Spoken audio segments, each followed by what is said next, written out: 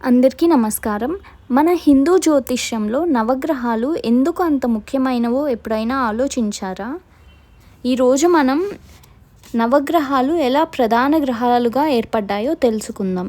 హిందూ జ్యోతిష్యంలో నవగ్రహాలు సూర్యుడు, చంద్రుడు, కుజుడు, బుధుడు, గురుడు, శుక్రుడు, శని, రాహువు, కేతువు. ఇవి ప్రధాన స్థానాన్ని పొందడానికి పురాణ గాథలు, ఖగోళ పరిశీలనలు మరియు కర్మ సిద్ధాంతం అనే 3 మూలాలు కారణమయ్యాయి. పురాణ గాథల ప్రకారం సూర్యుడు, చంద్రుడు దేవతలుగా పూజింపబడి జీవశక్తి మరియు మనస్సుకు ప్రతీకలుగా నిలిచారు. కుజుడు, బుధుడు, గురుడు, శుక్రుడు, శని మహర్షులు, దేవతలు, అసురులు సంబంధిత కథల ద్వారా ప్రత్యేక శక్తులు పొందారు. రాహువు, కేతువు పాల సముద్ర మథనంలో అమృతం తాగిన స్వర్ణభాను తల, శరీరం వేరు కావడంతో గ్రహాలుగా మారారు. పురాణాలు వీటిని దేవతా రూపంలో చూపి మానవ జీవితాన్ని ప్రభావితం చేసే శక్తులుగా చూపించాయి. ఖగోళ పరిశీలనల ప్రకారం కంటికి కనిపించే గ్రహాలు బుధుడు, శుక్రుడు, కుజుడు, గురుడు, శని.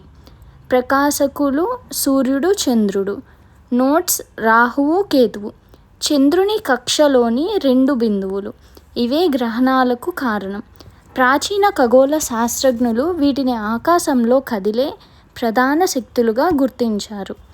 కర్మ సిద్ధాంతం ప్రకారం ప్రతి గ్రహం ఒక కర్మ ఫలాన్ని సూచిస్తుంది. సూర్యుడు అధికారం, జీవశక్తి. చంద్రుడు మనస్సు, భావోద్వేగాలు. కుజుడు ధైర్యం, యుద్ధం. బుధుడు విద్య, వాణిజ్యం. గురుడు జ్ఞానం, ధర్మం. శుక్రుడు ప్రేమ, కలలు.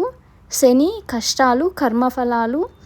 రాహువు మాయ, కోరికలు. కేతువు విముక్తి, త్యాగం.